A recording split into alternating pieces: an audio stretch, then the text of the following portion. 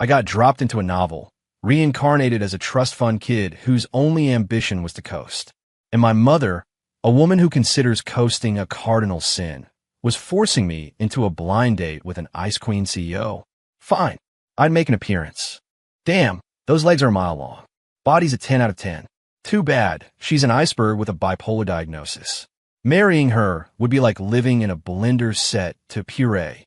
Across the table, the Ice Queen CEO, Stella Sterling, tightened her grip on her coffee cup. Okay, let's get this over with. I've got a new batch of fig-infused gin calling my name at home. That merger her company is working on? Total disaster. The other guys are setting her up for a fall. In 3 days, her capital flow will dry up, and it'll be too late to cry. TSK, what a waste of a pretty face. Stella Sterling looked up. Her eyes, which could have frozen hell over, locked onto mine. She spoke, enunciating every word. What were you just thinking? Leo Vance, I swear to God, if you stand up Stella Sterling today, I will break both your legs. My mother's phone call had dragged me out of a perfectly good nap. Her voice, even through the speaker, had enough force to make my ears ring. I rubbed my eyes and yawned. Mom, I told you, I'm not interested in some corporate merger via matrimony. I just want to chill, be an unremarkable trust fund kid. What's so wrong with that? Everything. Look at you, wasting your life. All you do is eat, sleep, or mess around with those ridiculous plants and brew your worthless homemade liquor. You're an embarrassment to your father and me. I sighed. It wasn't my fault, really. My name is Leo Vance, and I'm a transmigrator. I'd woken up in this power fantasy novel I'd read, reincarnated as a top-tier trust fund kid with the same name. In the original story, my character was a starter villain.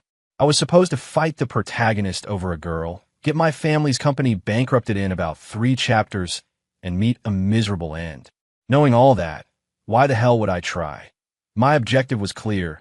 Stay away from the protagonist, stay away from the plot, and enjoy the good life. The gym, 5-star restaurants, craft distilling.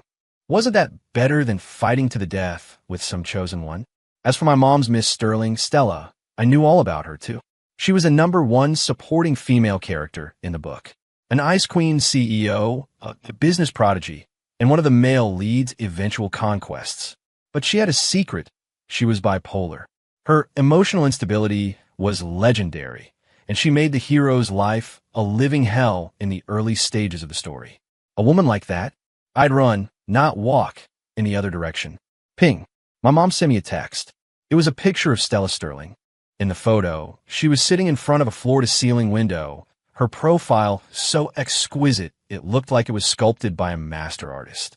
She wore a bespoke power suit, her aura arctic, her gaze distant. Her entire being screamed, "Stay away from me." Damn, I breathed. Those legs, that waist, that face. A rose with thorns, the poisonous kind. Whatever. I'll go meet her. Think of it as appreciating a work of art. In and out, then back home. Half an hour later, I was in the most exclusive cafe in Midtown. Stella was already there. She was exactly like the photo, only more breathtaking in person. She just sat there, and the air around her seemed to crystallize, creating a 10-foot wide no-go zone. I pulled out a chair and sat down, giving her a lazy greeting. "Miss Sterling." "Hi." She shot me a brief glance, saying nothing. The disdain and contempt in her eyes were practically spilling over. I knew that in the eyes of a self-made titan like her, a slacker heir like me was no different from dirt on the sidewalk. I didn't care. Wow, even better up close. That skin, those collarbones. She's just so cold. I wonder if she's this cold in bed. Okay, stop. Think about something important. Her company's merger. I remember the book said it was a massive trap. The other party is run by one of the protagonist's future cronies. They use this deal to lure her in, then pull the rug out from under her in 3 days. Sterling Industries takes a huge hit, and Stella nearly gets kicked off the board. This woman's life is kind of tragic. She's brilliant, but she's too arrogant and, well, sick. She won't even see it coming. Anyway, not my problem. Gotta wrap this up. My fig-infused gin is waiting. Life is short. Drink the good stuff. I picked up my glass of water, ready to make an excuse and bolt. Just then, the eternally frozen expression on Stella's face cracked for the first time. Her fingers clenched around her coffee cup, knuckles turning white. Her stunning eyes were locked on me, filled with shock, confusion, and a sliver of unbelievable terror. Did she hear me? No, impossible. That's not a feature in this world's setup. I cleared my throat, about to say something to break the bizarre silence. But Stella spoke first. Her voice carried a tremor she couldn't hide as she asked, syllable by syllable, "What were you just thinking?" I froze. Holy crap. Is she bluffing? Or could she actually hear me? There's no system, no user manual that mentioned a mind-reading feature. Stay calm, Leo. You're an actor now. Your character is a playboy, an idiot, a screw-up. I stretched my lips into what I hoped was a roguish grin. I was just thinking that you're beautiful, Miss Sterling. More beautiful than any woman I've ever dated. Stella's expression instantly turned glacial again, even colder than before. But then she heard my next thought. Keep acting. Just keep acting. Can't let her figure out who I really am. I just want to coast. Stay away from me. Trouble. But man, her expression changes fast. Shock 1 second. Arctic tundra the next. It's like flipping through a book. So this is what bipolar disorder looks like. Terrifying. Stella. She lifted her coffee cup, trying to take a sip to cover her agitation, but the slight tremor in her hand gave away her inner turmoil. True strength isn't about controlling everything. It's about having the power to let it all go. I just want to let go, but someone always seems determined to make me pick it back up. Seeing the look on her face, like she'd just seen a ghost, was secretly hilarious. Huh, scared you, didn't I? That's what you get for looking down on me. I love it when you can't stand me, but can't do a damn thing about it. Still, this mind-reading thing is insane. Did I mess up the transmigration somehow? Change the timeline? On the surface, I maintain my carefree, slacker persona, even giving her a playful wink. Don't look at me like that, Miss Sterling. I might think you're falling for me. Stella's face went completely dark. She squeezed my name through her teeth. Leo. Vance. Whoa, she's mad. Still looks good, though. An angry ice queen has a certain charm. But seriously, she can't let that merger drag on. The other party's funding is set to clear this afternoon at 3. After that, it'll be too late to back out. Her own VP is the mole who sold her out. TSK, TSK. Betrayed by everyone. How pathetic. Stella's hand was shaking even more violently now. She shot up from her chair, the legs screeching against the floor. Excuse me. She threw the 2 words at me and turned to leave, her heels striking the polished concrete, as if trying to spark a fire.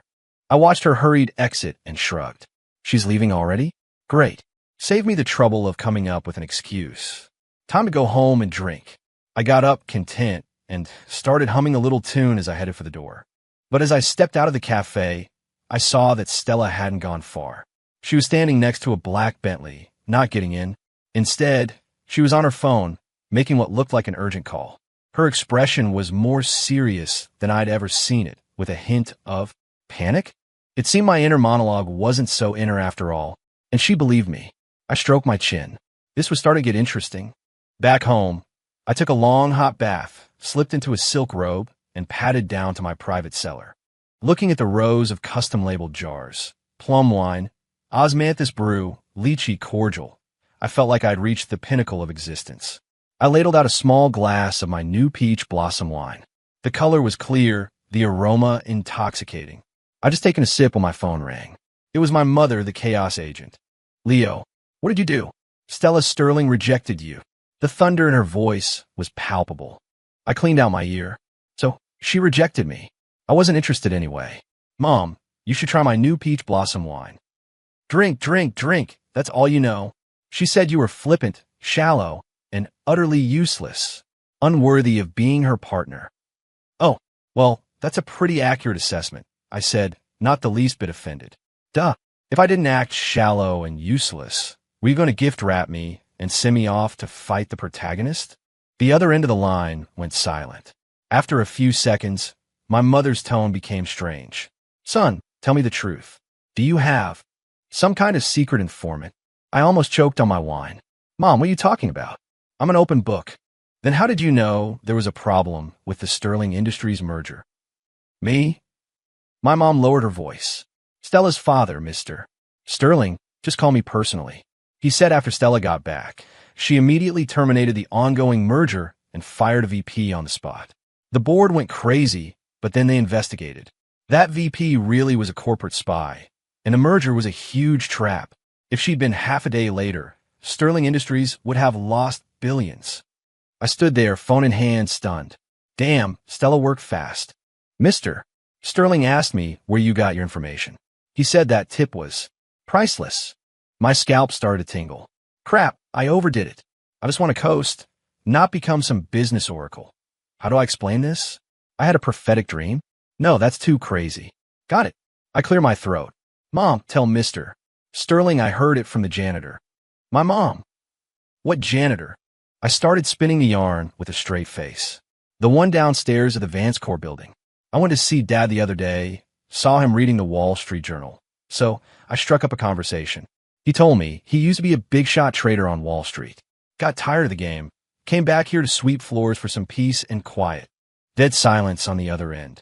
My mom was quiet for a full 30 seconds before asking in a tone that suggested she thought I'd lost my mind. The janitor. Yep, I said, not batting an eye. There's no way to verify it.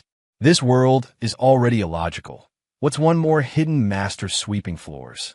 Sounds perfectly reasonable to me. That should get me off the hook, right? I'm just an ordinary, unremarkable messenger boy. My mom let out a long, weary sigh and hung up. I figured she was probably questioning her entire existence right now. Finally, some peace and quiet. I went back to enjoying my wine, but I was far too naive. The next morning, I was woken by a frantic ringing of the doorbell. I stumbled to the door, hair a mess, wearing nothing but a robe. The person standing on my doorstep shocked me fully awake. Stella Sterling. She wasn't in a power suit today. She wore a cream-colored Chanel lounge set that softened her sharp edges. But her face was still carved from ice. Behind her stood a middle-aged man carrying several expensive-looking bags, probably her butler. Miss Sterling, can I help you with something? I asked, blocking the doorway. Seriously? Waking me up this early? Does she have no decency? Is she here to chew me out? No, wait, I helped her. She should be thanking me. Stella's expression was complicated. She stared at me, as if trying to decipher a puzzle on my face. Then I heard her cool voice. Mr. Vance, I'm here to thank you. I blinked. A thank you? About time. But if you're thanking me, why you look like you're here to collect a debt? Stella took a deep breath, clearly trying to control her emotions. Thank you for yesterday. You did me a huge favor. The butler stepped forward, presenting the gift boxes. Mr. Vance, a small token of Miss Sterling's appreciation. I glanced at them. Whoa, a century-old wild ginseng, premium aged pu'er tea, and a Patek Philippe watch that looked like it cost more than my car. She's generous. Not that I need any of this stuff. I'm more of a Vacheron Constantine guy, anyway. But you don't look a gift horse in a mouth. I'll take it. We'll be even, and she can stop bothering me. I lazily accepted the gifts. You're too kind, Miss Sterling. Her gaze fell on the open collar of my robe. I saw the tips of her ears turn a faint shade of pink. Oh, is she blushing? Can't handle my 8-pack in Vilain, huh? I guess she's still a normal woman in her 20s. Even if you've never had a steak, you've seen a cow. And this body is the result of a lot of sweat at the gym. Too bad. I'll show no go. She's bipolar. Stella's face instantly went from pink to white, then to a pale green. She snapped her head up, her eyes like daggers. Mr. Vance, besides these, there's another favor I'd like to ask. My heart sank. Here it comes. The one thing I hate most. What's the hardest debt to repay? A life-saving favor. She's definitely going to ask about the janitor. I put on a troubled expression. Miss Sterling, it was nothing, really. Not worth mentioning. But Stella pressed on. To me, it was everything. I'd like you to introduce me to the master who works downstairs at your company building. She put a special emphasis on the word master, her tone laced with a faint, unmistakable sarcasm. A stampede of 1,000 alpacas thundered through my mind. Crap, she actually came to ask. Where am I supposed to find a mythical janitor for her? Nope, can't let her see through the lie. I let out a deep, theatrical sigh. Miss Sterling, you're putting me in a difficult position. The old man is eccentric. He doesn't like to meet people. The fact that I could even talk to him was a stroke of immense luck. He said the secrets of the universe cannot be revealed. He only told me because he saw that I have a rare and noble spirit. We were fated to meet. Keep spinning, just keep spinning. Stella's mouth twitched. She had probably never heard such a ridiculous excuse in her entire life. Mr. Vance, she said, enunciating every word, I will pay you $10 million for one piece of information. 10 million? That much? My heart skipped a beat. No, Leo, have some integrity. You're a trust fund kid. You don't need the money. Well, you want us to coast. You want freedom. Money is just paper. You can always make more. But once your freedom is gone, you have nothing. I looked up, my face a mask of righteousness. Miss Sterling, this isn't about money. It's a matter of principle. I can't sell out my friend, even if he was a figment of my imagination. The look Stella gave me grew even stranger. It was a complex mix of, you're a liar, you actually have principles, and are you messing with me? Finally, she nodded, surprisingly not pushing the issue further. Fine, I understand. My apologies for intruding. With that, she turned and left, crisp and decisive. I watched her back and let out a sigh of relief. Finally got rid of her. Wait a second, what was with that look? She doesn't believe me, does she? She's not going to send someone to stake out our corporate building waiting for a janitor, is she? That would blow my cover. A jolt of panic shot through me. I yelled after her retreating form, Miss Sterling. She paused and turned back. Thinking fast, I shouted, the old man said he's going on a spiritual journey next week. He doesn't know when he'll be back. Stella. She gave me one last, long look that seemed to say, keep talking, then got in her car without another word. The Bentley sped away. I stood there on my doorstep, feeling like an absolute clown. Life is a stage, but it felt like someone was secretly adding scenes to my script. After sending Stella on her way, I felt completely drained. Dealing with a woman that's smart was exhausting. I decided to treat myself to a good meal to recover. I took my flashy Lamborghini and headed to a new private kitchen in the South Village. The place specialized in new American cuisine, and the chef was rumored to have worked at the White House. They only served 10 tables a night. I might be committed to coasting, but when it came to food, I never compromised. Just as I parked, I saw a familiar figure. Lily Chun, the actual heroine of the original novel, a girl as sweet as an angel. She was wearing a simple white sundress, her long hair falling over her shoulders. She was crouched by the side of the road, carefully feeding a stray cat. The sunlight caught in her hair, making her seem to glow. TSK, TSK. Can't mistake the heroine. She's got the holy light effect turned up to max. According to the plot, some idiot rich kid should show up right about now to harass her. Then the hero will make his grand entrance, save the day, and their love story will begin. I need to get out of here before I get caught in the crossfire. I was about to take a detour when a grating voice cut through the air. Well, if it isn't the little princess of the Chun family. What's this? Got money to feed stray cats, but not to pay your debts.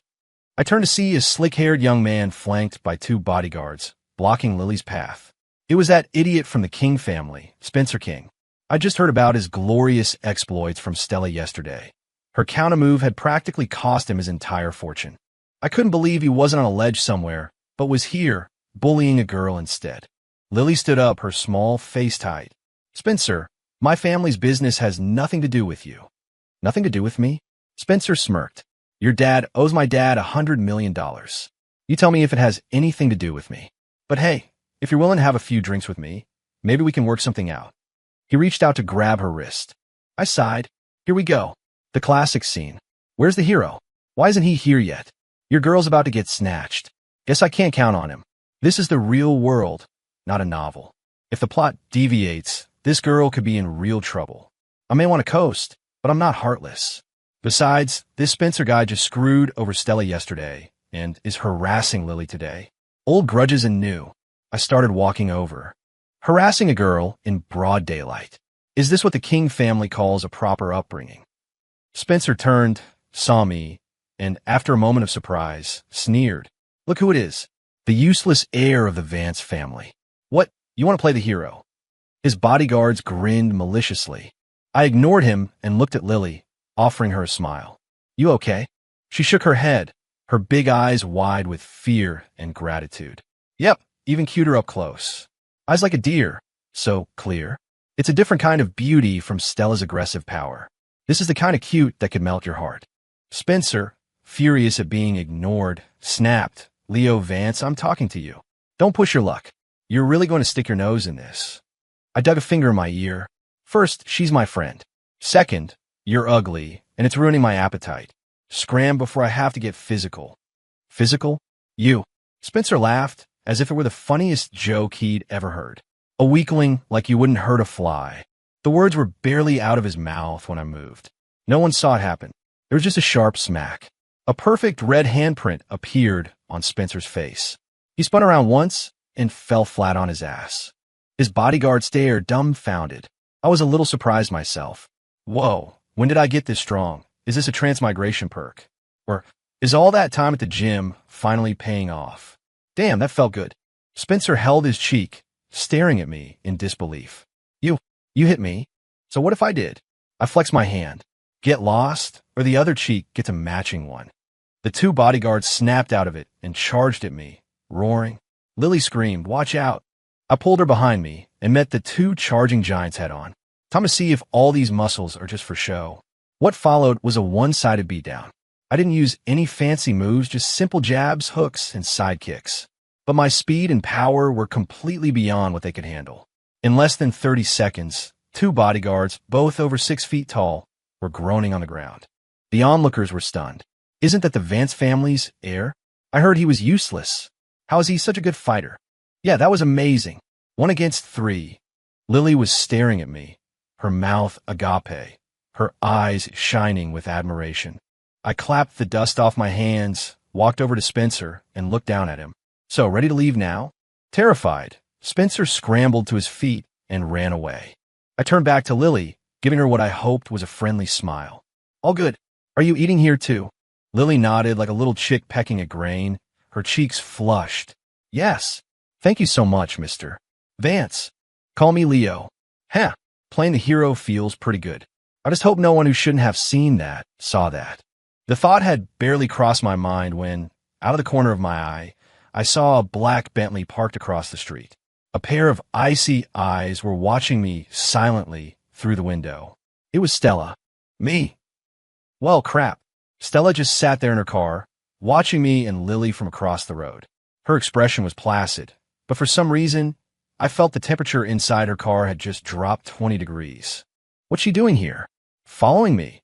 No, she's too proud for that. It must be a coincidence. But her seeing me in full-on action hero mode, doesn't that kind of clash with my carefully crafted, useless slacker persona? Great. I haven't even managed to explain the mythical janitor, and now I've added secret badass to my character sheet. In her mind, have I just been upgraded from a pretentious slacker to a dangerous, pretentious slacker? Stella's hands, resting on her lap, slowly tightened into fists. She listened to the endless stream of his thoughts, a storm of emotions brewing inside her. He would jump in to defend a girl he just met, without a second's hesitation. His fighting skills were incredible, nothing like the feeble playboy of the rumors. And when he looked at that girl, his thoughts were filled with a smile. Eyes like a deer, the kind of cute that could melt your heart. Stella's mind replayed Leo's thoughts, and a strange irritation, mixed with something that felt a lot like bitterness, welled up inside her. The feeling was foreign and deeply uncomfortable. She had come here to see what he was up to maybe laugh at his ridiculousness. After realizing the janitor was a lie, she had someone track his movements. She wanted to see what the man with the absurd inner monologue and even more absurd excuses actually did all day. And she'd walked right into a scene from a superhero movie. Didn't he say he just wanted to coast? Why was he sticking his nose into other people's business? Why? Was he smiling at another woman like that? Miss, are we still going in? Her driver asked timidly. This was the restaurant Stella had booked. Stella looked at the two of them across the street, laughing and talking. She uttered 2 cold words. No, go back. The driver didn't dare ask questions and immediately turned the car around. The Bentley drove away silently, and I, completely oblivious, was basking in the joy of having lunch with an angel. Leo, thank you so much. If it weren't for you, I don't know what I would have done today, Lily said, raising her glass of juice and a toast. It was nothing, I said with a wave of my hand. Taking out trash like that is every citizen's duty. Mostly, the guy was ugly and was hitting on the girl I've mentally designated as the heroine of my story. I couldn't stand for that. Lily giggled, her eyes curving into little crescents. You're funny. Just your average, everyday hero. We had a great time. I discovered that Lily wasn't just cute. She was also incredibly kind. She was a jewelry designer with a unique aesthetic, and she was a foodie, too. We talked about everything from knife skills in French cuisine to the nuances of heat in Szechuan cooking. We hit it off immediately. Nice. Chatting with a cute girl like this really lifts the spirits. This is what a heroine should be. Gentle, kind, adorable. Not like a certain iceberg who could double as an air conditioner in the summer. After lunch, I offered to drive her home. Oh no, that's too much trouble, Lily said, waving her hands. No trouble at all. I'm just going home to coast anyway. It's on the way. I insisted, and Lily finally agreed, blushing. When we got to her apartment building, she unbuckled her seatbelt, but didn't get out right away. Leo, she said, biting her lip, to thank you. I was wondering if I could take you to a movie sometime. Whoa, the heroine is asking me out. Isn't this plot moving a little fast? If the hero doesn't show up soon, he's going to find his house empty. My mind was racing, but I kept a smile on my face. Of course, I'd be honored. After setting a date with Lily, I drove home, feeling pretty great. But as I pulled up to my gate, I saw a car I didn't want to see parked in front of my mansion. A black Bentley. Stella was leaning against the car door. She was wearing the same cream-colored lounge set from this morning, but in her arms. She was holding a fluffy, pink bunny rabbit stuffed animal. The image was so jarring it broke my brain. An Ice Queen CEO holding a pink bunny, waiting for me at my front door. I rubbed my eyes to make sure I wasn't hallucinating. What is this? Performance art? Or is this the manic phase of her bipolar disorder kicking in today? That bunny. It's actually kind of cute. Does not match her vibe at all. When Stella saw me, she unconsciously hugged the bunny tighter. She heard it. She heard him say the bunny was kind of cute. This was her deepest secret. In private, she had an obsessive love for all things cute and fluffy. She'd won this bunny from a claw machine at the mall earlier today when she was feeling frustrated. She didn't know why she'd brought it here. Maybe she just wanted an excuse to see him again, to hear more of his strange thoughts. Something I can help you with? I asked, walking over after parking my car. Stella tried to hide the bunny behind her back, which only made it more obvious. She cleared her throat and put her Ice Queen mask back on. I'm here to discuss a business proposition. A proposition? I raised an eyebrow. What kind of business could we possibly have? Again, I already told you I'm not interested in your corporate games. Is she trying to hire me as a boy toy? I mean, I'm not entirely against it. No, Leo, have some self-respect. Stella's face darkened again. She took a deep breath, as if enduring a great humiliation. I want you to be my boyfriend. My what now? I thought I'd heard her wrong. She wants me to be her boyfriend. What kind of plot twist is this? That's not how the script goes. Did I accidentally make her fall for me by solving her merger crisis yesterday and showing off my violent aesthetics today? No way, no way. Please, lady, I just want to coast. I don't want to be part of the main plot. Stella saw the look of pure shock on my face, and the humiliation she felt intensified. It was the first time in her life she'd ever made such a proposal to a man, and his reaction was as if she'd offered him a plate of dog crap. She gritted her teeth and squeezed out an explanation. A contract boyfriend. It would be fake. Oh, fake, I said, breathing a sigh of relief. Thank God. Fake is fine. But why me? My reputation as a useless heir is public knowledge. Won't people laugh their asses off if she picks me as her fake boyfriend? As if she'd read my mind. Or, well, she had, Stella said coldly, because your reputation is terrible. Everyone knows you're a playboy with nothing to offer but a handsome face. If I choose you, no one will take it seriously, which means there won't be any messy complications later. Her logic was flawless. I was speechless. Also, Stella added, pausing for effect, you turned down my $10 million information fee yesterday. For this job, the payment is $100 million. Agree to be my contract boyfriend for 3 months. Accompany me to a few necessary events, and $100 million is yours. $100 million. Holy crap. $100 million. This woman is loaded. I mean, I'm not short on cash, but $100 million isn't exactly pocket change. All I have to do is go to a few dinners, stand around, and I get $100 million? That's faster than robbing a bank. This gig might be worth taking. The scales in my mind began to tip violently. On one side was my peaceful, coasting life. On the other was a cool 100 million, basically free for the taking. Stella watched the shifting expressions on my face, but in her head, she was listening to a completely different show. If I take the deal, I can hang around her legally, listen in for more business secrets, maybe get lucky and find another golden opportunity. If I don't take the deal, what if she gets pissed and starts harassing me every day? Then my coasting life is over anyway. Take it. I have to take it. Only an idiot turns down free money. Worst case scenario, I'll do a terrible job and she'll fire me. Stella. So it was about the money and the chance to get lucky with more inside information. For some reason, that answer made her feel a little disappointed. But at the same time, she was relieved. As long as it was about money, it was simple. Any problem that could be solved with money wasn't really a problem. Well, have you decided? Stella asked, a hint of nerves in her voice she couldn't quite hide. I cleared my throat and put on a reluctant expression. Since you're being so sincere, Miss Sterling, I suppose I can. Force myself to agree. But let me be clear. I'm a lazy guy. I can act the part, but don't expect me to do anything extra. Like helping you fight the protagonist's crew or manage your company. Not happening. Deal, Stella nodded. You just need to show up when I need you. Otherwise, our lives are separate. Done. I cheerfully stuck out my hand. Stella hesitated for a moment before extending hers to shake mine. Her hand was cool and soft. TSK, this hand. So cool and smooth. Feels nice. Stella's face flushed, and she snatched her hand back as if she'd been burned. I'll have my lawyers draft a contract and send it over. Tomorrow night, there's a charity gala. You'll be my date. She threw the words at me, then turned and practically ran to her car, as if a ghost were chasing her. I watched her fleeing figure, then looked down at the pink bunny rabbit she dropped on the ground. Why are you running? You forgot your rabbit. I bent down and picked it up. It was soft and felt good in my hands. I yelled after the departing car, "Hey, you forgot your rabbit."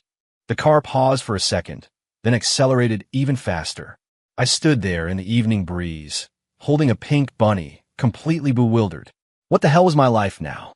The next day, my assistant, Matt, was looking at me like I was some kind of wizard. Mr. Vance, sir, are you really attending the charity gala with Miss Sterling of Sterling Industries? Yep. What's wrong? I asked, sorting through suits in my walk-in closet.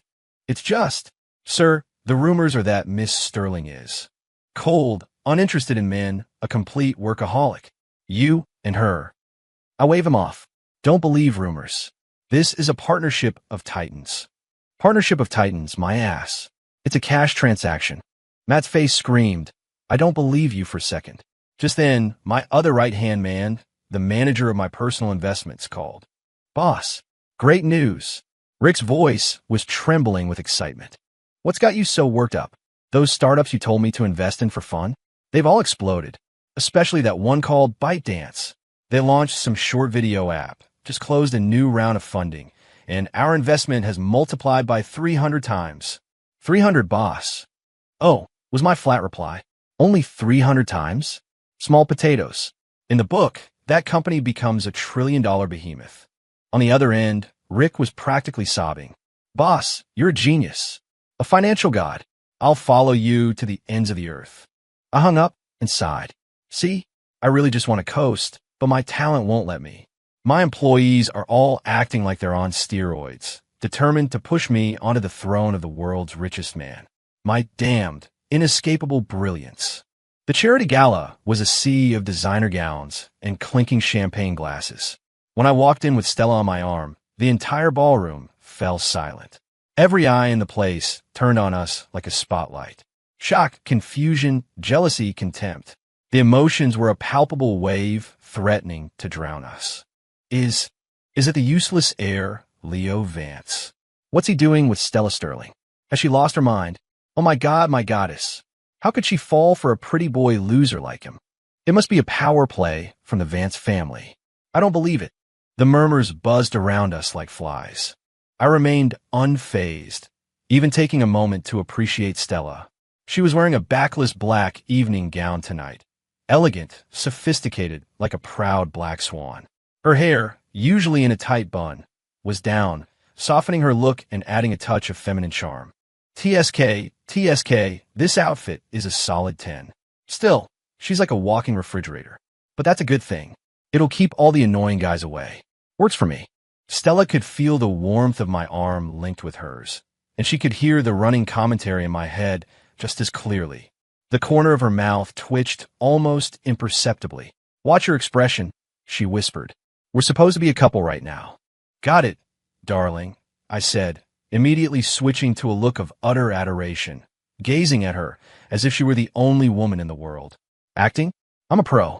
I was an extra on a couple of movie sets back in the day. This dialogue is a little cheesy, though. Darling. Ugh. Stella's body stiffened slightly. The crowd, seeing our intimate interaction, looked like their jaws were about to hit the floor. Just then, an unwelcome voice cut in. Stella, who's this? A handsome man in a white suit, his eyes holding a hint of malice, walked towards us. I knew him. Ethan Thorne, the protagonist of the original novel. Speak of the devil. The main character has arrived. Look at that entrance, that aura. He's definitely the chosen one. Too bad he's a womanizer, collects them like trading cards. And Stella is the toughest one in his collection to tame. This should be good. Stella frowned when she saw him. Ethan, can I help you? Ethan's gaze landed on me, sharp with scrutiny and hostility. A new friend? Aren't you going to introduce us? His name is Leo Vance, and he's my... Stella paused, as if unsure how to introduce me. I jumped in, wrapping my arm around her waist and pulling her closer. I gave Ethan a brilliant smile. Hi, I'm her boyfriend. Bring it on. Let the games begin. I'm a throwaway character anyway. Might as well kickstart the plot, get you two lovebirds to start your drama, and I can collect my paycheck and go home early. Stella's waist went rigid. She shot me a surprised look.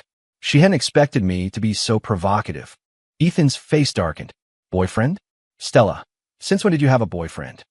His tone was possessive, as if it were his right to know. I sneered internally. Listen to that. Classic toxic alpha male. Acts like Stella is his personal property. A woman like Stella, who can't be pushed around, hates guys like this. The more you try to control her, the more she'll resist. Low EQ, Mr. Protagonist. Sure enough, Stella's expression turned cold. Ethan, I don't believe I'm obligated to report my dating life to you. She leaned into my embrace, adopting a posture of demure affection. Even though I knew it was an act, her soft touch still sent a jolt through me. Wow, this woman is a damn good actress. And she's really stacked. Stella's cheeks flushed crimson, and she pinched my side hard. I sucked in a sharp breath, but kept the lovesick smile plastered on my face. To everyone else, it just looked like a playful lover's quarrel. Ethan's face was now as black as thunder. He stared daggers at me. Leo Vance, is it? I'll remember you. Please do. It's an easy name to remember, I said with a careless shrug. Remember me for what? Want to send me money? I'm open to donations. Gladly accepted. My nonchalant attitude clearly infuriated Ethan. He snorted and stalked away. Crisis averted. Stella immediately stepped out of my arms, reestablishing a 3-foot safety perimeter between us. Why did you do that just now? She asked, her voice laced with curiosity. Helping you out, my dear employer, I said, holding on my hands. It's part of the service. No extra charge. Mostly, I just can't stand that Thorne guy. He acts like every woman in the world should be falling at his feet. But I have to admit, when Stella was leaning against me, she smelled really nice. Stella's ears turned red again. She turned away. Consider us even. Just then, the host took the stage to announce the start of the charity auction. The first item was a landscape painting by a famous contemporary artist. I wasn't interested. I was about to find a quiet corner and get some food, but Stella suddenly grabbed my arm. Wait, what now? My contract covers being your date and your shield, not your conversation partner. Stella shot me a glare, then lowered her voice. That painting, I want you to buy it for me. I followed her gaze. The opening bid was $100,000. You like it? It's not for me. Stella's expression was complex. It's for Lily Chun. I saw her staring at it. I was stunned. I looked over and, sure enough, Lily was sitting in an inconspicuous corner, her eyes full of longing for the painting. She was here tonight, too, wearing a pale yellow gown, looking like a quiet daffodil. Stella is paying attention to Lily, In the book, they're mortal enemies, fighting over the hero. And now Stella wants to buy a painting for her. This timeline is a complete mess. But why? Is it a power move? Or does she genuinely want to help her? I couldn't figure Stella out. This woman was far more complicated than I thought. What are you staring at me for? Bid, Stella urged, seeing me zone out. All right. I came back to reality and lazily raised my paddle. 110,000. My bid immediately drew attention. After all, in everyone's eyes, I was just a rich idiot throwing money around. Lily noticed me too. Her eyes dimmed slightly when she saw Stella by my side, but she gave us a polite smile. The price quickly rose to 200,000. Ethan Thorne joined the bidding. He seemed to be trying to show off for Stella, raising his paddle frequently and shooting me a challenging look. 250,000, Ethan bid. I yawned, about to raise my paddle again. But Stella put her hand on mine, stopping me. Don't, she whispered. I froze. We're not buying it? I thought you wanted to give it to Lily. What is with this woman? One minute she wants it, the next she doesn't. Is this the bipolar mood swing in action? Stella's face was grim. Of course she wanted to buy it. But when she saw Ethan raise his paddle, she also saw Lily's eyes light up.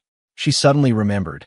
In the original novel, this painting was the gift Ethan bought for Lily, a key moment that sparked their romance. She didn't want to help them. This dark, possessive emotion, so foreign to her, was unsettling. I said, don't bid. She repeated, her tone sharp. All right, you're the boss. I shrugged and lowered my paddle. I'll never understand women. Whatever. Saves money. Fine by me. In the end, Ethan won the painting for $300,000. He walked off the stage, looking smug, and headed straight for Lily. We weren't far, so we could hear their conversation clearly. Lily, this is for you. I hope you like it, Ethan said, offering her the painting with a warm smile. Lily was taken aback. Oh no, Mr. Thorne, I couldn't. It's too expensive. For me, nothing is more valuable than your smile, Ethan said, his voice dripping with affection. A ripple of whispers and envious sighs went through the nearby crowd. I glanced at Stella. Her face was a mask of calm, but her knuckles were white as she gripped her wine glass. Ooh, is that jealousy? No, that doesn't make sense. She doesn't even like Ethan. Is she jealous of Lily getting attention? No, that's not it either. She wanted to buy it for her a minute ago. I get it. She's not mad that Lily is getting a gift. She's mad that Lily is getting a gift from Ethan. She's protecting Lily? Treating her like she's her property and no other man is allowed to touch. Whoa, that's some serious possessiveness. The love of an Ice Queen CEO is intense. Stella's body jolted. Protecting? Possessiveness. The words from Leo's thoughts stunned her. She just felt that Ethan wasn't good enough for a sweet girl like Lily. Yes, that had to be it. Just then, it looked like Lily was about to give in to Ethan's charm and accept the painting. I sighed. Well, my employer's wish went unfulfilled. As a loyal employee, I should probably do something to fix this. Can't let that $100 million contract go to waste. I picked up 2 glasses of champagne, stood up, and walked over to them. Mr. Thorne, congratulations. 300,000 for a forgery. You got guts. I spoke with a smile, my voice quiet but carrying like a thunderclap in the silent corner of the room. Every head in the vicinity snapped in our direction. Ethan's face instantly turned green. Leo Vance, what nonsense are you talking about? Lily was frozen, her hand hovering over the painting. Nonsense. I walked up to the painting and pointed to a small, inconspicuous seal in the bottom right corner. The artist, Master Zhang, had a very specific habit with his seal. He never let it touch his signature. But on this one, the edge of the seal overlaps the final stroke of his name. I paused, then pointed to a bamboo grove in the painting. Furthermore, when Master Zhang painted bamboo, he did it in a single, fluid motion. The shape of the leaves would vary subtly with the amount of ink on the brush. Look at this one. Every leaf is identical, like it was printed. This isn't a painting, it's a high-quality print. As I spoke, some of the art connoisseurs in the crowd started nodding. He's right. That's one of Master Zhang's trademarks. Wow, young Mr. Vance really knows his stuff. Well, this is awkward for Mr. Thorne. Ethan's face cycled through shades of green, red, and purple. He never dreamed that the useless idiot he looked down on would have such a deep knowledge of art. Lily was also staring at me, her eyes sparkling with admiration. I gave her a wink, then turned back to Ethan. Mr. Thorne, shall we call on an expert to verify? Ethan's face was the color of a ripe plum. He glared at me, speechless. Finally, he slammed the painting down on a nearby table and stormed off. The drama was over. I handed a glass of champagne to Lily. Don't mind him. He's not worth it. Lily took the glass. Thank you, Leo. You saved me again. Like I said, we're friends. Haha, mission accomplished. Sabotaged the hero and heroine's romantic moment, scored points with the heroine, and fulfilled my employer's hidden agenda. I'm a genius. I was mentally patting myself on the back when I turned and met Stella's gaze. Her eyes were deep and complex. She just looked at me, saying nothing. But I had the distinct feeling that she was smiling. After the gala, Stella and I sat in the car on the way home. The silence was a little strange. I could feel her sneaking glances at me. What are you looking at? Never seen a handsome guy before. Although, I have to admit, I was pretty impressive today. A scholar who can appraise art, and a warrior who can fight. The complete package. Too bad my only ambition is to be a human-shaped couch potato. Stella finally broke the silence. How did you know all that? Know what? I asked, playing dumb. Art appraisal. Oh, that. I made something up on the spot. My grandfather was a collector. I picked up a few things growing up. Actually, I learned it in my past life as a museum docent. Stella clearly didn't buy it. Did your janitor friend teach you that, too? She asked, her tone probing. My heart skipped a beat. She's still on about the janitor? This woman is relentless. Looks like I have to keep this story going. I gave her a mysterious smile. That's a secret. Stella. She looked like she wanted to punch me. She desperately wanted to pry open my head and see what other secrets were hiding in there. This man was like an onion. You peel back one layer, and there's another, and every single one was a surprise. On the surface, he was lazy, flippant, even a bit of a leck. But his mind was like a grandmaster strategist, seeing through everything. He could spot a business trap from a mile away, identify a forgery in seconds, and knock out 2 bodyguards with his bare hands. Who was he, really? The car pulled up to my mansion. All right, work's over for the day. Don't forget to wire me my $100 million, I said, unbuckling my seatbelt. Wait, Stella said. What now, boss? Stella wasn't looking at me. She stared out the window, her voice soft. Today. Thank you. This thank you sounded much more sincere than the one from this morning. I blinked. Whoa, the iceberg is giving a genuine thank you. Did the sun rise in the west today? But what's she thanking me for? For shutting down Ethan, or for helping Lily, whatever. My character is all about the money. I yawned. Don't thank me. Just pay me. The corner of Stella's mouth seemed to curve upward for a split second, so fast it might have been my imagination. You'll get every penny, she said. And that rabbit. She trailed off, as if the words were hard to say. I finally remembered the pink bunny she'd abandoned. It was still in my house. Oh, the rabbit. It's at my place. If you want it, you can come pick it up tomorrow. Okay, she said the word, and then nothing. The silence in the car returned. I was getting impatient. Why won't she let me leave? Is she trying to create some kind of romantic tension by keeping me in the car with her? Lady, I have an appointment with a legendary short rib popover tomorrow morning. Let me go. In the dim light of the car, Stella's cheeks quietly flushed. She practically shoved the door open. Get out.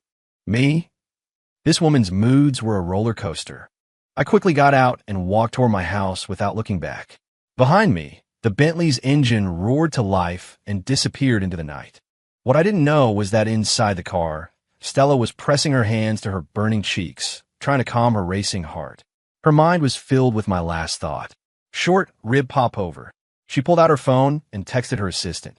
Find out which restaurant in the city makes the best short rib popovers. The next day, I was up at the crack of dawn, driving to that legendary old-school brunch spot. When I got there, I saw a familiar face at the front of the line. Lily Chun. She was there for the popovers, too. Leo? What a coincidence. Lily's face lit up when she saw me. It really is, I smiled. Is this fate? Even our breakfast cravings are in sync. Nice. Starting the day with a cute girl is guaranteed to put me in a good mood. As we were chatting, an even more familiar figure appeared. Stella Sterling. She was in a sleek, athletic outfit, her hair in a high ponytail, and a pair of huge sunglasses covering half her face. She walked straight to the back of the very long line and began to wait. Me? Lily, what's she doing here? And she's waiting in line. The CEO of Sterling Industries is personally waiting in line for a popover? Don't tell me. She heard my thoughts and came here on purpose. My scalp prickled. This woman was terrifying. Standing in line, feeling the stares from every direction, Stella wished the ground would swallow her whole. She didn't know why she'd come. After getting her assistant's text last night, some strange impulse had possessed her, and she decided she had to try them this morning. She told herself she was just verifying if Leo's taste in food was really that good. Yes, that was all. But when she saw him standing with Lily, laughing and talking, that familiar irritation surged through her again. She felt like that spot next to him should have been hers. Just then, the owner of the shop stuck his head out the door. Sorry, folks. That's the last of the short rib popovers for today. A collective groan went through the line. I was stunned. You gotta be kidding me. I woke up this early for nothing. Lily's face fell in disappointment. But at the back of the line, behind a pair of dark sunglasses, the corner of Stella Sterling's mouth curved into a tiny, triumphant smirk. That's what you get for trying to eat with another woman. Serves you right. Missing out on the popovers ruined my whole day. That afternoon, as I was lying on the couch contemplating the meaning of life, my assistant Matt burst in again. Mr. Vance! Mr. Vance! It's huge. Did the sky fall? I asked without opening my eyes. Worse. Our company's stock. It hit the limit up. Oh. Just oh. Matt looked like he was about to cry. Sir, do you know why? Why? Because a new hashtag started trending online. The CEO of Vance Corp didn't get out of bed today, either. Me? I shot up from the couch. Matt handed me his phone, and I almost fainted from rage. Number 1 on the trending list, with a little fire emoji next to it. I clicked on it. It was a bunch of finance bloggers and so-called insiders analyzing the situation. According to reliable sources, Vance Corp CEO Leo Vance continues to maintain his coasting lifestyle, waking up whenever he wants and only swinging by the office in the afternoon. What does this signify? It signifies that he has absolute confidence in his company's performance. This is the calm of a true king. A real master never watches the board. Leo Vance is playing 4D chess. All in on VNC stock, following Mr. Vance to my beachfront mansion.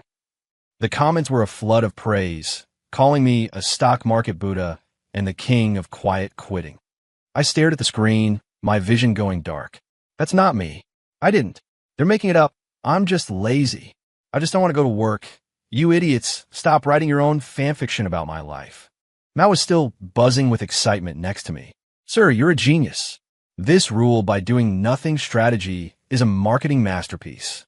The whole internet is calling you a Zen master of finance. I buried my face in my hands. I really just want to be a useless failure. Why is the entire world trying to force me to be a titan of industry? As I was wallowing in my misery, the doorbell rang. Matt went to get it and came back with a strange expression on his face. Sir, Miss Sterling is here. I looked up to see Stella walking in. She was wearing a simple black dress and, in her hands, was that pink bunny again. What do you want? I asked, my voice flat. Are you here for your rabbit? Or to laugh at my newfound fame? Stella didn't say anything. She placed the bunny on the couch, then took an elegant container out of her bag and set it on the coffee table in front of me. What's this? Open it. I cautiously opened the container, and a rich, savory aroma hit me. Inside, nestled in perfect rows, were golden brown, steaming hot, short rib popovers. I froze. Popovers? How? How did she get them? Did she pull some strings, get the owner to make a special batch just for her? Did she bring them here for me? For the first time, I felt something for this Ice Queen CEO other than trouble and beautiful. It was warmth. Stella watched my stunned reaction, feeling a little proud and a little nervous. Of course, she'd pulled strings. One phone call, and the owner had closed up shop to bake a special order just for her. She didn't know why she'd done it. Maybe she just didn't want to see that disappointed look on his face again. Or maybe she wanted to show him that only she could give him everything he wanted. Eat. They're still warm, she said, her voice carefully neutral. Consider it. A thank you for your help at the gala. I picked one up and took a bite. Crispy on the outside, tender and savory on the inside, with a rich, beefy juice. This was it. Delicious. So damn delicious. I never knew an iceberg could be so considerate. If she didn't have that bipolar thing, she'd actually make a pretty good wife. No, what are you thinking, Leo? Your goal is an angel like Lily. Hearing that last thought, Stella's eyes dimmed a little. Lily again. Is she really that great? I was happily eating when Stella spoke. I saw the news online. I paused mid-chew. It's all just rumors, I mumbled. Is it? A playful smile touched her lips. I think they have a point. Kings are indeed very calm. Me? She's definitely mocking me. Whatever. For the sake of these popovers, I'll let it slide. I channeled my frustration into my appetite and polished off the entire container. Afterward, I let out a satisfied burp. Okay, I ate the food. I accepted the gift. You can go now, right? I said, trying to get rid of her. Stella didn't move. She looked at me and suddenly asked, Leo, what do you really want? I froze. What do I want? I want world peace. I want to eat my way through every Michelin-starred restaurant on earth. I want to brew the perfect gin. I want a sweet wife like Lily, and I want to lie on a couch comfortably for the rest of my life. Obviously, I couldn't say any of that. I looked at her and said, very seriously, what I want is simple, for you to stop bothering me. Stella's body went rigid. The color drained from her face, leaving it a stark white. Her beautiful eyes instantly filled with tears, like a kitten abandoned by its owner, filled with hurt and despair. I was floored. No way. What did I say? Why is she about to cry? Bipolar disorder. Is this the depressive episode kicking in? Oh, crap. I can't handle crying women. What do I do? What do I do? Console her? How? I have no idea how. I was panicking, scrambling like an idiot. And Stella just stared at me, her eyes red, as a single tear rolled down her cheek and landed with a soft pad on the pink bunny. I completely lost it. Crying. She's actually crying. What do I do? It was just a stupid joke. Why did she take it seriously? Damn this illness. She's so sensitive. Think, Leo, think. Making a woman cry is not gentlemanly behavior. I clumsily pulled a few tissues from a box and held them out to her. Hey, don't cry. I was just kidding. Stella didn't take the tissues. She just looked at me, tears streaming down her face like a broken string of pearls. She didn't want to cry, but when she heard the thoughts in my head, how I found her annoying, how I saw her as a hassle, how all I wanted was to be with Lily, and combined them with my cold, spoken words, stop bothering me, a crushing wave of despair washed over her. She felt like a joke. She'd swallowed her pride, made the first move, brought him the food he wanted, and all she got in return was a brutal dismissal. Why? Why could Lily do nothing and still get all the warmth in his heart? While everything she did was wrong, everything was just a bother. Am I really annoying? She choked out, her voice barely a whisper. My head was about to explode. Well, duh, lady. You walk around with a face that could freeze fire. Who would dare like you? But I can't say that. If I say that, she'll cry even harder. I took a deep breath and dredged my brain for any comforting words I could find. No, of course not. How could you be annoying? You're beautiful. You're rich. You're powerful. You're the most amazing woman in the world. Right, just keep complimenting her. Women like compliments. Her crying subsided a little, but she was still sniffling. Then why?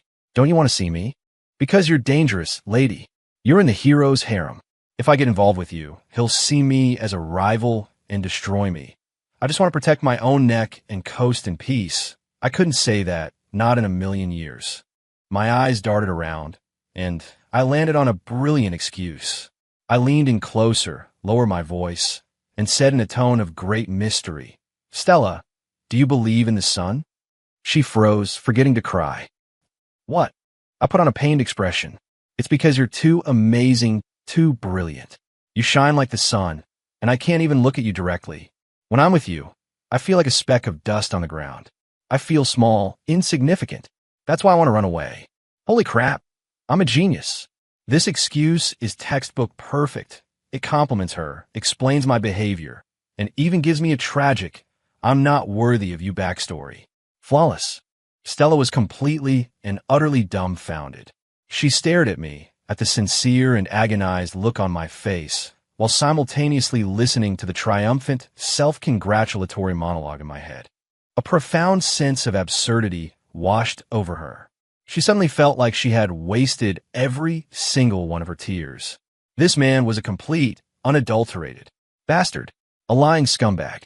A small laugh escaped her lips. It was the kind of laugh that was equal parts anger and amusement. Seeing her, with tears still on her cheeks but a smile on her face, I found myself staring. She's laughing. My God. When an iceberg laughs, it's actually beautiful. It's like the first thaw of spring. My heart is beating a little fast. Hearing my thoughts, Stella's smile deepened, making the tiny beauty marked by her eye come alive. She reached up, wiped away her tears, and then did something that shocked me. She moved closer, sitting next to me on the couch. She picked up the pink bunny and pushed it into my arms. "This is for you." "For me?" I asked, holding the fluffy rabbit, completely baffled. "Why?" "Because," Stella said, looking me straight in the eye, her voice clear and steady. "You said it was cute." She mimicked the wink I'd given her at the gala. "Besides," she continued, her smile turning mischievous, "I want to see what a speck of dust looks like when it's holding a piece of the sun." Me? I think I just got played. This woman was using my own lines against me. She was flirting with me. This world had gone completely insane. After Stella gave me the rabbit, our relationship entered a strange new phase. She wasn't an iceberg anymore. She was still quiet, but her eyes were softer, and she started showing up in my life constantly. I'd be working out in my home gym in the morning, and she'd knock on the door in athletic wear, holding 2 healthy breakfasts. How does she know I like salmon and avocado toast? I'd go to one of my restaurants at noon to supervise, and she'd show up to inspect a joint venture, sitting across from me and eating in quiet companionship. How did she know I was craving chippino today? I just decided that last night.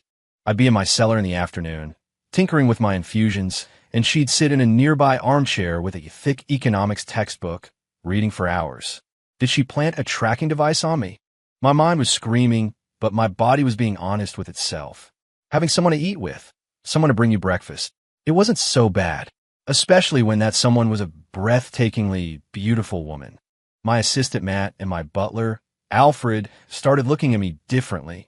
They seemed to think that their useless boss had actually managed to tame the untouchable Ice Queen. One day, I was sunbathing in the garden when Lily called. "Leo, are you free anytime soon?" she asked, her voice hesitant. "For you? I'm always free." The angel finally remembered me. Thank God. Any longer, I was going to melt under the heat of that former iceberg. Well, a set of jewelry I designed was nominated for a big international award, and the ceremony is in Paris next week. I was wondering if you'd come with me, she said, her voice full of hope and shyness. We could make a trip out of it. Paris? Hell yeah. The city of love. Going to Paris with an angel. That's the plot line I've been dreaming of. I was about to say yes when a cool voice spoke from behind me. He's busy. I turned to see Stella standing there, arms crossed, staring coldly at the phone in my hand. Me? Where did you even come from? Lily heard her on the other end. After a moment of silence, she asked quietly, Leo, is someone there with you? Yeah, just a friend, I said vaguely. Stella snatched the phone from my hand. Miss Chun, she said into the receiver, her tone leaving no room for argument. He's accompanying me to Europe next week to scout a new project. He won't be able to accept your invitation. And with that, she hung up. I stared at her, my jaw on the floor. Stella, what the hell was that? I was genuinely angry now. That was my heroine, my angel, my ticket to a coasting life. And you just torpedoed it. My $100 million contract does not include controlling my personal life. Seeing my genuine anger, Stella felt a sharp pang of pain. It's always about Lily. Is she really that important? We are in a contract relationship, she said, her face a cold mask. During the contract period, you are not to have an overly intimate relationship with another woman. That's basic professional ethics. A trip to Paris is an intimate relationship. I shot back. An unmarried man and woman, alone in a foreign city? What do you think? Stella's voice rose. How does she know we'd be alone in a foreign city? Wait, my angel and I are pure, although, if we did go, it's not like it's impossible. I guiltily rubbed my nose. Seeing this, Stella got even angrier. Absolutely not, she said, her voice like steel. Next week, you're coming to Europe with me. Otherwise, it's a breach of contract. The penalty is $1 billion. Me? I surrendered. Faced with $1 billion penalty, angels and cities of love were nothing but fleeting dreams. Fine, you win. It's just Europe, right? I'll go. I'll treat it as a company-paid vacation. I'll eat at every Michelin restaurant, stay in every presidential suite, and put it all on your card. I'll eat you into bankruptcy. I'll shop you into oblivion. Listening to my vicious inner monologue, Stella's tense expression finally softened. She even found his childish, fuming tantrum to be a little cute. On the private jet to Europe, I saw someone I didn't expect. Ethan Thorne. He was on the plane with us. This guy just won't go away. Why is he here? Oh, right. In the book, Stella's trip to Europe was to negotiate a microchip partnership with his family. But he sets her up, the deal falls through, and he almost steals her core technology. Stella, you need to be careful. Don't get played for a fool again. Stella's eyes instantly sharpened. She gave Ethan a subtle glance, then leaned toward me and whispered, "What did you just think of?" I leaned back in the plush leather seat. I was just wondering whether European steak is better medium rare or rare. Stella. She knew he was playing dumb again. But this time, she wasn't going to be passive. She took out her phone and sent a text to her CTO. Halt all technical exchanges with the Thorne Group. Await my command. A few rows away, Ethan watched us whispering and looking cozy, his expression dark enough to curdle milk. He clenched his fists, a cold smile on his face.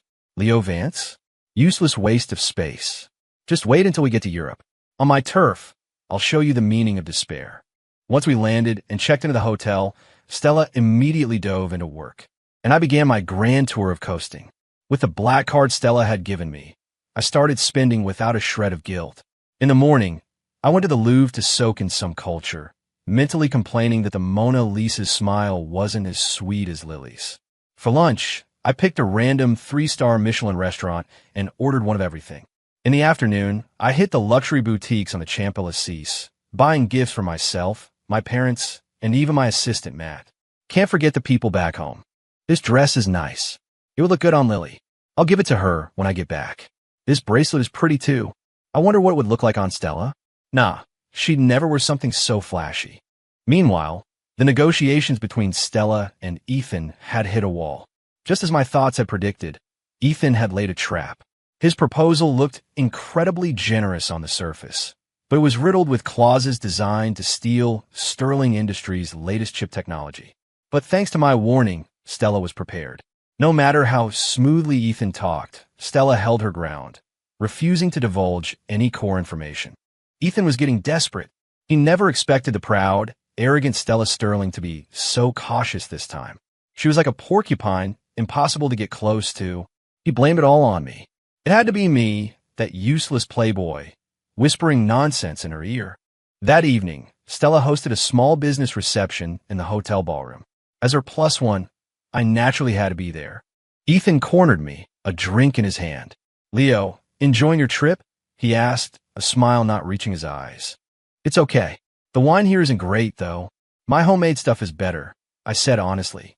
Ethan's smile twitched, casting pearls before swine. He swallowed his anger and leaned in close. "Leo Vance, I'll give you $100 million. Leave Stella. She's out of your league." I blinked. Another $100 million. Is the market rate for getting rid of me really that high? Why is everyone trying to throw money at me? Still, your $100 million looks a little weak compared to Stella's $1 billion penalty. I gave Ethan a look that said, "Are you kidding me?" "Mr. Thorne, do I look like I need money?" I said, flashing the black card. "My girlfriend said I can spend as much as I want." Ethan's face turned to stone. "Don't push me," he threatened. "Do you have any idea how easily I could make your life a living hell here?" "Oh, really?" Before I could say more, a booming voice echoed from across the room. "Who dares threaten my honored guest?" A white-haired but energetic old man, surrounded by an entourage, strode towards us. I knew him.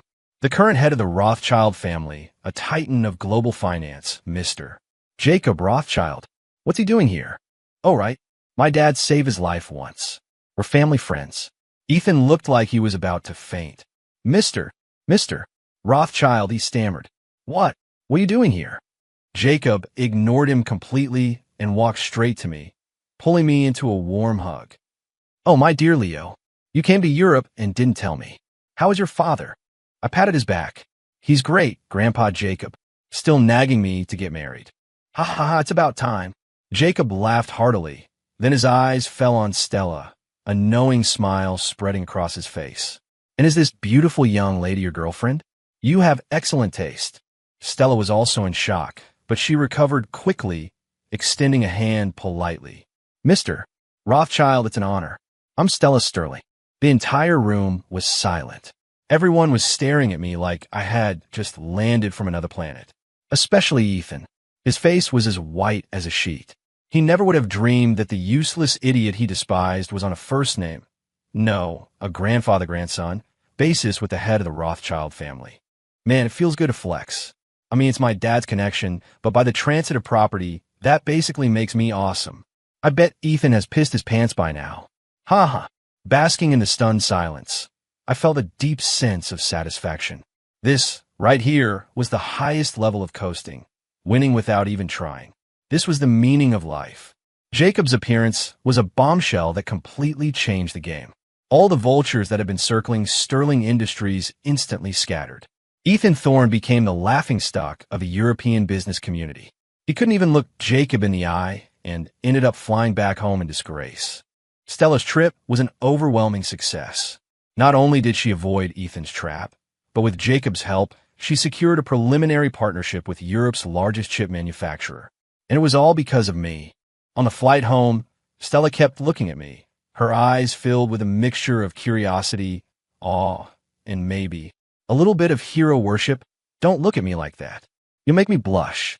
I told you, I just want to be a slacker. You all are the ones forcing me to be a badass." Sigh. It's so lonely at the top.